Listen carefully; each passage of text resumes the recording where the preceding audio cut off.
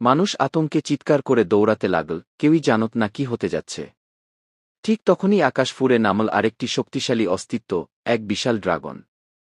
ড্রাগনের গায়ের রং ছিল আগুনের মতো লাল, তার ডানা পাহাড়ের চেয়েও বড়, আর তার চোখ ছিল জ্বলন্ত কয়লার মতো। সে এলিয়েনকে দেখে বিশাল গর্জন ছাড়ল, জেন ঘোষণা করল, খুয়াট, তুমি পৃথিবী ধ্বংস করতে পারবে না, খুয়াট। এলিয়েন তাচ্ছিলের হাসি দিল। খুয়াট, হা হা হা। তুমি একা আমাকে আটকাতে পারবে না, ড্রাগন, খুয়াট। কিন্তু ড্রাগন থেমে থাকল না। সে তার ডানা ঝাপটিয়ে ভয়ঙ্কর গতিতে এলিয়েনের দিকে ঝাঁপিয়ে পড়ল। এলিয়েন তার 4টি হাত দিয়ে তীব্র আক্রমণ করল, কিন্তু ড্রাগন ফাঁকি দিয়ে আগুন ছুড়ল। সেই আগুন এতটাই প্রখর ছিল যে এলিয়েনের ধাতব শরীরও গলে যেতে লাগল। তবুও এলিয়েন সহজে হার মানল না। সে 2 মাথা দিয়ে একসাথে এক ধরনের শক্তিশালী লেজার রশ্মি ছুড়ল ড্রাগনের দিকে।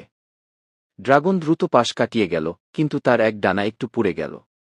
রাগে ড্রাগনের গর্জন আরও বেড়ে গেল, আর সে তার সর্বোচ্চ শক্তি দিয়ে আক্রমণ করল। সে তার নখর দিয়ে এলিয়েনের এক মাথা ছিন্ন করে দিল। এলিয়েন চিৎকার করে উঠল,